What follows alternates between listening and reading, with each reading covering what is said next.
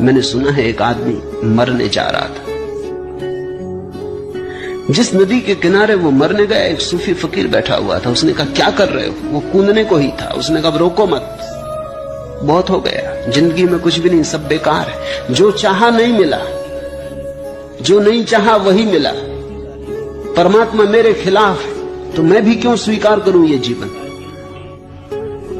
उस फकीर ने कहा ऐसा करो, एक दिन के लिए रुक जाओ, फिर मर जाना। इतनी जल्दी क्या?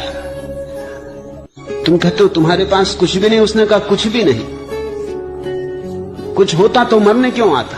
उस फकीर ने कहा तुम मेरे साथ आओ, इस गांव का राजा मेरा मित्र है। फकीर उसे ले गया। उसने सम्राट के कान में कुछ कहा। सम्राट ने कहा 1 लाख रुपए दूंगा। उस आदमी ने इतनी सुना, फकीर ने क्या कहा कान में वो नहीं सुना। सम्राट ने कहा 1 लाख रुपए दूंगा। फकीर आया और उस आदमी के कान में बोला कि सम्राट तुम्हारी दोनों आंखें 1 लाख रुपए में खरीदने को तैयार, बेचते हो? उसने कहा क्या मतलब? आंख और बेच दूं?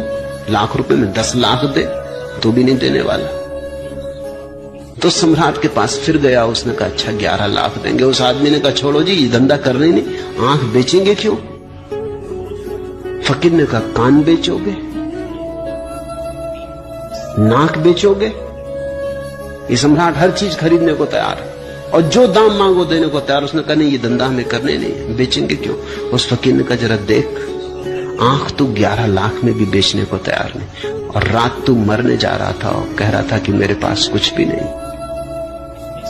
जो मिला है वो हमें दिखाई नहीं पड़ता है। जरा इन आंखों को तो ख्याल करो, ये कैसा चमत्कार है।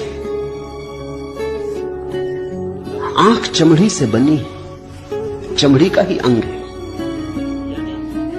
लेकिन आंख देख पाती कैसी पारदर्शी। असंभव संभव हुआ है। ये कान सूंघ पाते संगीत को, पक्षियों के कलरव को, हवाओं के मरमर को, सागर के शोर को। ये कान सिर्फ चमड़ी और हड्डी से बने। ये चमत्कार तो देखो। तुम हो, ये इतना बड़ा चमत्कार है कि इससे बड़ा और कोई चमत्कार क्या तुम सोच सकते हो?